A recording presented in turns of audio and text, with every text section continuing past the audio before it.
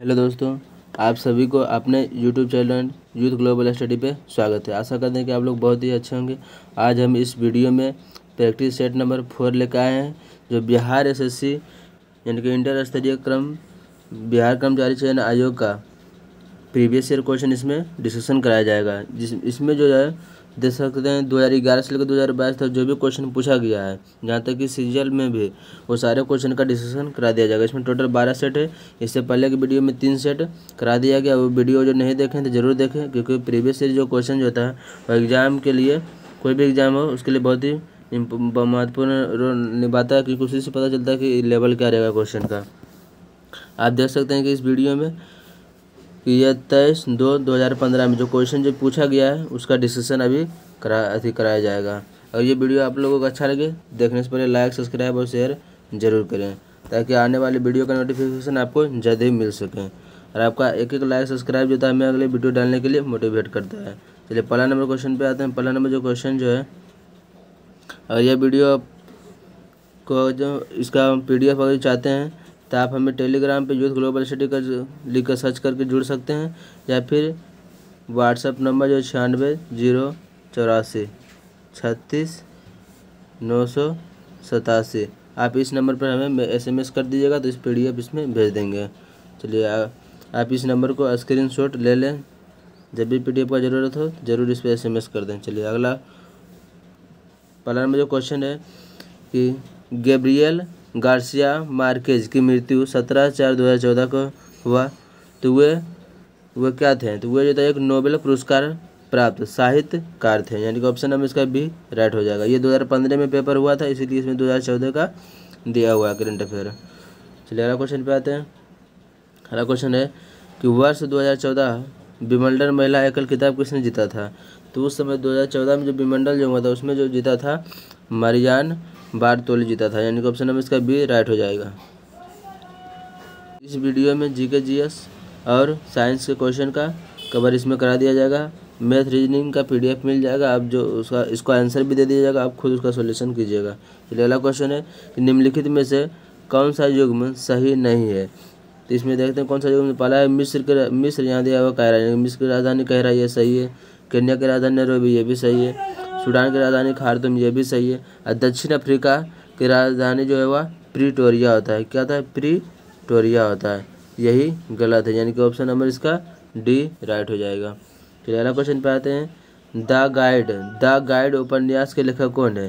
तो जो the guide जो उपन्यास जो हुआ RK नारायण के द्वारा लिखा गया था, यानी कि ऑप्शन नंबर इसका सी राइट हो जाएगा, RK नारायण। चलिए अगला क्वेश्चन है, हीराकुंड बांध किस नदी पर स्थित है? तो हीराकुंड बांध जो है वह महानदी पर स्थित है, यानी कि ऑप्शन नंबर इसका डी राइट हो जाएगा। ये कहाँ पर आती है? तो ये उड़ीसा में। चलिए अगला क्वेश्चन है, निम्नलिखित में से किस फसल की खेती भारत में सर्वाधिक क्षेत्रफल में होती है? यहाँ पे जो धान की जो खेती जो होता है वो भारत में सबसे ज़्यादा क्षेत्रफल पे होता है, यानी कि ऑप्शन नंबर इसका बी राइट हो जाएगा।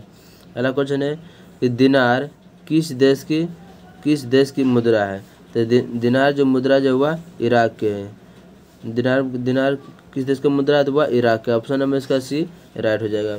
चीन का जो राजधानी पूछा जाएगा तो बीजिंग हो जाएगा। ईरान का तेहरान हो जाएगा। इराक की राजधानी पूछेगा तो बगदाद हो जाएगा। इंडोनेशिया का जो राजधानी जो जाएगा वह जकार्ता हो जाएगा। तो अगला क्वेश्चन है कि मालगुडी डेज के रचनाकार कौन है? तो मालगुडी डेज के जो रचनाकार जो वह RK नारायण है। द गाइड के भी लेखक कौन थे? तो RK नारायण। ऑप्शन नंबर इसका बी राइट हो जाएगा।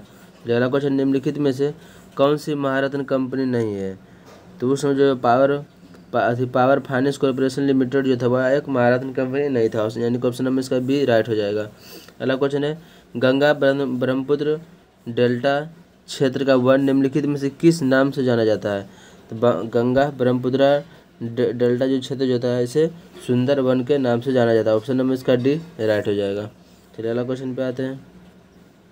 अगला क्वेश्चन है, कालिदास सम्मान पुरस्कार प्रारंभ किया गया था। ये मध्य प्रदेश सरकार जो था उसी के द्वारा ये प्रारंभ किया गया था। ऑप्शन नंबर इसका सी राइट हो जाएगा। अगला क्वेश्चन है कि भारत अंतर्राष्ट्रीय फिल्म समारोह 20 से 30 नवंबर 2014 के बीच कहाँ आयोजित किया गया था? तो ये भारत अंतर्राष्ट्रीय फिल्म समारोह जो हुआ था 2014 में जो हुआ था वो गोवा में हुआ था। ऑप्शन नंबर इसका डी राइट हो जाएगा। अगला क्वेश्चन है कि पंचतंत्र के रचनाकार कौन है? तो पंचतंत्र के जो लेखक जो हुआ विष्णु शर्मा। ऑप्शन नंबर इसका बी राइट हो जाएगा। अगला क्वेश्चन है कि बर्मा ब्रिटिश भारत से कब अलग हुआ था? तो बर्मा जो ब्रिटिश जो भारत से जो अलग हुआ था 1935 में हुआ था। ऑप्शन नंबर इसका सी राइट हो जाएगा। अगला क्वेश्चन है कि पटना उच्च न्यायालय की स्थापना कब हुआ था? पटना उच्च न्यायालय की स्थापना 1916 में हुआ था। पटना कॉलेज का स्थापना 1917 में हुआ था। इसका ऑप्शन नंबर इसका डी राइट हो जाएगा 1916। अगला क्वेश्चन है कि सर्वेंट ऑफ इंडिया सोसाइटी की स्थापना किसने किया था? सर्वेंट ऑफ इंडिया सोसाइटी के संस्थापक जो थे वो गोपाल कृष्ण गोखले थे। ऑप्शन नंबर इसका ए राइट हो जाएगा। गोपाल कृष्ण गोखले जो था वह महात्मा गांधी के राजनीतिक गुरु यही थे, गोपाल कृष्ण गोखले थे। चलिए अगला क्वेश्चन है कि भारत का अनुमानित रक्षा खर्च है। तो भारत जो अनुमानित रक्षा खर्च जो है था उस समय सकल घरेलू उत्पाद का 2.5% था। ऑप्शन नंबर इसका ए राइट हो जाएगा। अगला क्वेश्चन है किस वर्ष सिक्किम भारतीय संघ का 22वां राज्य बना था? तो सिक्किम जो भारतीय संघ का 22वां राज्य 1975 में बना था। 36वां संविधान संशोधन 1975 में। ऑप्शन नंबर इसका डी राइट हो जाएगा। अगला क्वेश्चन है कि आज़ादी के बाद भारत और नेपाल के बीच प्रथम शांति और मित्रता संधि किस वर्ष काठमांडू में हस्ताक्षरित किया गया था? तो इसका जो हस्ताक्षरण जो हुआ था वह 1950 में हुआ था, यानी कि ऑप्शन नंबर इसका डी राइट हो जाएगा। अगला क्वेश्चन जो है रीजनिंग का है। अगला क्वेश्चन आते हैं भारतीय अंतर्राष्ट्रीय कांग्रेस की प्रथम महिला अध्यक्ष कौन थी? तो कांग्रेस की प्रथम महिला अध्यक्ष जो था वह एनी बेसेंट था। ऑप्शन नंबर इसका बी राइट हो जाएगा। यह अध्यक्ष जो बना था वह 1917 में ही बने थे, लेकिन ये सरोजिनी नायडू जो भारतीय पूछेगा तो सरोजिनी नायडू हो जाएगा। ये 1925 में बने थे, लेकिन सिर्फ पूछेगा कि कांग्रेस का पहली महिला अध्यक्ष कौन हो जाएगा तो ये सरोजिनी एनी बेसेंट हो जाएगा। ऑप्शन नंबर इसका बी राइट हो जाएगा। अगला क्वेश्चन है कि अगला क्वेश्चन जो है ये सब मैथ का क्वेश्चन है, देख लेते हैं कहाँ तक मैथ का क्वेश्चन है। मैथ का क्वेश्चन आप लोग खुद कीजिएगा, हम इसका आंसर PDF सारे टेलीग्राम में डाल दिया जाएगा। यहाँ तो नंबर बता ही दिए थे, उस पर आप SMS करके जुड़ सकते हैं। चलिए आगे आते हैं, देख लेते हैं कहाँ तक है। ये 100 नंबर तक जो है मैथ रीजनिंग का है। आगे का क्वेश्चन का डिस्कस करते हैं 101 से। चलिए इसमें अगला क्वेश्चन है निम्नलिखित में से कौन विटामिन ए का सर्वोत्तम स्रोत है? तो विटामिन ए का जो सबसे अच्छा स्रोत जो है वह गाजर है। ऑप्शन नंबर इसका ए राइट हो जाएगा। विटामिन ए का रासायनिक नाम जो पूछा जाएगा वह रेटिनोल होता है। ये किसके लिए आवश्यक होता है? तो ये आँख के लिए बहुत ही ज़रूरी होता है विटामिन ए। चलिए अगला क्वेश्चन है भारत में जंगली गधे हैं यानी कि घोड़े खुर निम्नलिखित में से कहाँ पाए जाते हैं? जंगली गधा जो है वह कच्छ के रण में पाए जाते हैं। कच्छ का रण किस राज्य में पड़ता है? तो ये गुजरात में पड़ता है, यानी कि ऑप्शन नंबर इसका बी राइट हो जाएगा। अगला क्वेश्चन है जब बैरोमीटर का पारा अचानक गिर जाए तो यह किसका घोतक होता है? जब अचानक जब गिरता है तो आंधी तूफान झंझावत आने की संभावना होता है, यानी कि ऑप्शन नंबर इसका सी राइट हो जाएगा। जब वह धीरे धीरे जब गिरता है तो बारिश होने की संभावना आता है, जब वह ऊपर जाता है तो मौसम सफ़ा रहता है। ये सभी बातों को भी ध्यान में रखनी है। चलिए अगला क्वेश्चन है निम्नलिखित में से कौन बायोस्फीयर रिजर्व या सुरक्षित जीव मंडल नहीं है? तो ये मन्नार की खाड़ी जो हुआ सुरक्षित जीव मंडल नहीं है, यानी कि ऑप्शन नंबर इसका ए राइट हो जाएगा। अगला क्वेश्चन है निम्नलिखित में से कौन पोलियो के कारण होता है? तो पोलियो के कारण जो होता है वह वायरस, पोलियो जो होता है वह वायरस के कारण होता है। ऑप्शन नंबर इसका बी राइट हो जाएगा। अगला क्वेश्चन है ज्वालामुखी रिंग ऑफ फायर या फिर घेरा किस महासागर से संबंधित है? यह प्रशांत महासागर को ही कहा जाता है रिंग ऑफ फायर बोला जाता है, ज्वालामुखी या फिर घेरा कहा जाता है, यानी कि ऑप्शन नंबर इसका ए राइट हो जाएगा। चलिए अगला क्वेश्चन है कि एलिसा जांच किस रोग की पहचान के लिए किया जाता है? तो एलिसा का प्रयोग जो होता है वह एड्स जो रोग होता है उसी को चेक करने के लिए इसका प्रयोग किया जाता है, यानी कि ऑप्शन नंबर इसका डी राइट हो जाएगा। चलिए अगला क्वेश्चन है कि अंगोरा ऊन किस पशु से प्राप्त होता है? तो ये क्वेश्चन को बहुत ही ध्यान से याद रखना है कि अंगोरा ऊन किस पशु से प्राप्त होता है। तो भेड़ तो बिल्कुल ही नहीं मारना, ये बिल्कुल ही गलत है। तो अंगोरा जो ऊन जो होता है वह खरगोश से प्राप्त होता है, जो कि काफ़ी महंगे होते हैं। ऑप्शन नंबर इसका ये राइट हो जाएगा। अंगोरा ऊन की प्राप्ति किससे होती है? तो खरगोश से होता है। अगला क्वेश्चन है सबसे अधिक प्याज उत्पादन करने वाला राज्य कौन सा है? तो सबसे ज़्यादा प्याज का आप नाम सुनते हो कि नासिक प्याज, तो जो कहाँ से आता है वो महाराष्ट्र से आता है। ऑप्शन नंबर इसका सी राइट हो जाएगा। अगला क्वेश्चन है, निम्नलिखित में से कौन सा ब्लड ग्रुप सर्वव्यापक ग्राह्यता रखता है, यानी कि सभी से वह ग्रहण कर लेता है। तो ए भी जो होता है इसी को ही सर्वग्राही कहा जाता है। ऑप्शन नंबर इसका सी राइट हो जाएगा। अरे सर्वदाता किसे कहा जाता है, तो ये ओ को कहा जाता है। चलिए अलग क्वेश्चन पे आते हैं। ब्लड ग्रुप का खोज किसने किया है, तो ये कमेंट बॉक्स में कमेंट करके जरूर बताइएगा। अगला क्वेश्चन है, निम्नलिखित में से कौन सा खाद्य स्रोत लोहे का सर्वोत्तम स्रोत है, यानी कि लोहा का सबसे अच्छा स्रोत किसे माना जाता है, तो लोहा का जो सबसे अच्छा स्रोत जो हुआ सेब को माना जाता है। सेब में कौन सा अम्ल पाया जाता है, तो इसमें फोलिक अम्ल पाया जाता है। ऑप्शन नंबर इसका ये राइट हो जाएगा। अगला क्वेश्चन है कि एक लोहे की गेंद पारद या मरकरी से भरी बाल्टी में गिराई जाती है, तो जो लोहा का जो गेंद का जो घनत्व जो है वह पारा के घनत्व से कम होता है, यानी कि जिसका घनत्व कम रहेगा वो क्या होगा, ऊपर तैरने लगेगा, यानी कि यह पारा या पार की सतह पर तैरेगी। ऑप्शन नंबर इसका बी राइट हो जाएगा। अगला क्वेश्चन है कि 20 हर्ट्ज से लेकर 20,000 हर्ट्ज आवृत्ति की ध्वनि निम्नलिखित में से क्या कहलाते थे, तो इसे श्रव्य ऑडिबल ध्वनि के नाम से जाना जाता है। ऑप्शन नंबर इसका डी राइट हो जाएगा। कि मनुष्य जो है वह 20 से लेकर 20,000 हर्ट्ज तक की ध्वनि को सुन सकता है, इससे कम को नहीं सुन सकता है। जो 20 हर्ट्ज का जो ध्वनि जो होता है उसे अपश्रव्य ध्वनि कहा जाता है। जो 20,000 हर्ट्ज से अधिक जो ध्वनि होता है उसे प्राश्रव्य ध्वनि के नाम से जाना जाता है। चलिए अगला क्वेश्चन पे आते हैं। तीन तत्व जिनका उपयोग रासायनिक उर्वरकों में सबसे ज़्यादा होता है, तो सबसे ज़्यादा रासायनिक उर्वरक में किसका प्रयोग होता है, तो नाइट्रोजन हो गया, नाइट्रोजन के रूप में यूरिया डालते हैं। पोटेशियम हो गया जिसको पोटास बोलते हैं, फास्फोरस हो गया जिसको फॉस्फेट भी बोलते हैं। तो ऑप्शन नंबर इसका बी राइट हो जाएगा। अगला क्वेश्चन है, दही का खट्टापन निम्नलिखित के कारण होता है। दही का खट्टापन किसके कारण होता है, दही में जो लैक्टिक अम्ल पाया जाता है। ऑप्शन नंबर इसका बी राइट हो जाएगा। अगला क्वेश्चन है कि डेसिबल का प्रयोग निम्नलिखित में से किसके मापन के लिए होता है, तो डेसिबल जो होता है उसका जो प्रयोग जो किया जाता है वह ध्वनि की तीव्रता को मापने के लिए, यानी कि ऑप्शन नंबर इसका सी राइट हो जाएगा। अगला क्वेश्चन है कि वायुमंडल में ट्रोपोस्फेयर के ऊपर कौन सी परत पाई जाती है, तो ट्रोपोस्फेयर जो होता है उसके ऊपर जो होता है वह स्ट्रेटोस्फेयर परत पाया जाता है। ऑप्शन नंबर इसका ये राइट हो जाएगा। सबसे नीचे वाला मंडल जो होता है वह क्षोभ मंडल होता है। क्षोभ मंडल को परिवर्तनीय मंडल के नाम से भी जाना जाता है। अगला क्वेश्चन होता है, कैल्शियम की आवश्यकता निम्नलिखित में से किस नियमित में है, तो कैल्शियम की जो आवश्यकता जो होता है वह हड्डियों के विकास के लिए होता है। ऑप्शन नंबर इसका सी राइट हो जाएगा। अगला क्वेश्चन है, निम्नलिखित में से कौन सा विटामिन जल में घुलनशील है, तो जल में सिर्फ 2 ही विटामिन घुलनशील होता है, बी और सी होता है, यानी कि ऑप्शन नंबर इसका डी राइट हो जाएगा। बाकी बात जितना भी विटामिन जो होता है ए डी ई के ये सभी वसा में घुलनशील होता है। अगला क्वेश्चन पे आते हैं। अगला क्वेश्चन है, बिहार पंचायती राज अधिनियम 2006 में 2 ग्राम सभा की बैठकों के बीच अधिकतम कितनी अवधि निर्धारित होती है, इसमें अधिकतम जो होता है वह 3 महीने की अवधि निर्धारित किया जाता है, यानी कि ऑप्शन नंबर इसका सी राइट हो जाएगा। लोकसभा राज्यसभा के बीच बोला जाएगा तो मैक्सिमम जो होता है वह 6 मंथ का होता है। चलिए अगला क्वेश्चन पे आते हैं। अगला क्वेश्चन है, मिलान करने वाला है कोलम्बस और वायु को मिलान करें। इसमें जो कृष्णा नदी का उद्गम स्थल जो होगा वह महाबलेश्वर हो जाएगा, गोदावरी का जो हो जाएगा वह नासिक हो जाएगा, ब्रह्मपुत्र का जो हो जाएगा वह शांगपो हो जाएगा, नर्मदा का अमरकंटक हो जाएगा, यानी कि इसका देख लेते हैं ऑप्शन नंबर कितना हो जाएगा 21। तो 21 का जो हो जाएगा ऑप्शन नंबर इसका हो जाएगा ए हो जाएगा। चलिए अगला क्वेश्चन पे आते हैं। अगला क्वेश्चन है, अपील की सुनवाई में ग्राम कचहरी में न्यूनतम पंचों की गणपूर्ति नियमितता क्या होनी चाहिए, जिसमें मात्र 7 सदस्य उपस्थित होना चाहिए, यानी कि ऑप्शन नंबर इसका बी राइट हो जाएगा, तभी आपको सुनवाई होगा। अगला क्वेश्चन है कि ग्राम सभा एक या अधिक संख्या में निगरानी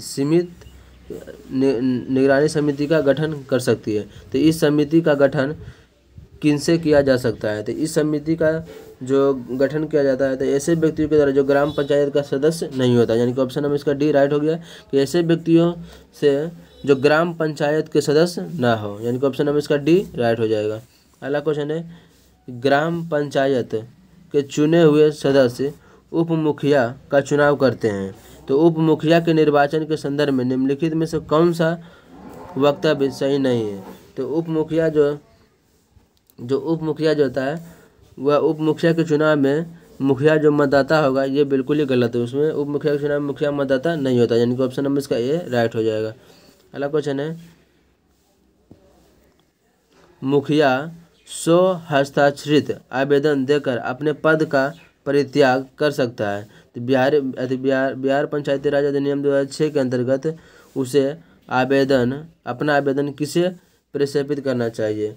तो इसको जो आवेदन जो प्रेषित करना चाहिए वह जिला पंचायती राज पदाधिकारी को वह आवेदन स्वीकृत कर देगा, यानी कि ऑप्शन में इसका डी राइट हो जाएगा। ये केवल 7 दिन तक ही मान्य होता है, 7 दिन के अंदर वो नहीं लिया जाएगा तो माना जाएगा कि ये अस्वीकार पूर्ण रूप से हो गया है। चलिए अगला क्वेश्चन है तो भारतीय संविधान का कौन सा प्रावधान दल बदल निरोध से संबंधित है। दल बदल का जो चर्चा किया गया है वह 10वीं अनुसूची में किया गया है, यानी कि ऑप्शन नंबर इसका बी राइट हो जाएगा। अगला क्वेश्चन है कि भारतीय संविधान की धारा 198 में धन विधेयक पारित करने की विधि प्रावधानित है। तो यदि विधान परिषद धन विधेयक को रोक लेता है तथा उसे वापस करने से मना कर देता है तो कितने दिनों बाद इस विधेयक को दोनों सदनों से पारित माना जाएगा। ये 14 दिनों के बाद, 14 दिन में जो नहीं भी कुछ बोलता है फिर भी वह धन विधेयक को पारित मान लिया जाता है, यानी कि ऑप्शन नंबर इसका बी राइट हो जाएगा। अगला क्वेश्चन है कि भारतीय संविधान का अनुच्छेद 51 का ए नागरिकों के मौलिक कर्तव्य से संबंधित है। तो किस संविधान संशोधन से इसे लाया गया था। मौलिक कर्तव्य को जो 42वां संविधान संशोधन के द्वारा लाया गया था, जिसमें 10 मौलिक कर्तव्य को जोड़ा गया था। ऑप्शन नंबर इसका बी राइट होगा। 42वां संविधान संशोधन 1976 में हुआ था। चलिए अगला क्वेश्चन पे आते हैं। अगला क्वेश्चन है कि 74वां संविधान संशोधन का संबंध निम्नलिखित में से किस संस्था से है। इसका जो 74वां संविधान संशोधन का जो संबंध जो है वह जो है नगर पालिका से, यानी कि ऑप्शन नंबर इसका बी राइट हो जाएगा। चलिए अगला क्वेश्चन पे आते हैं।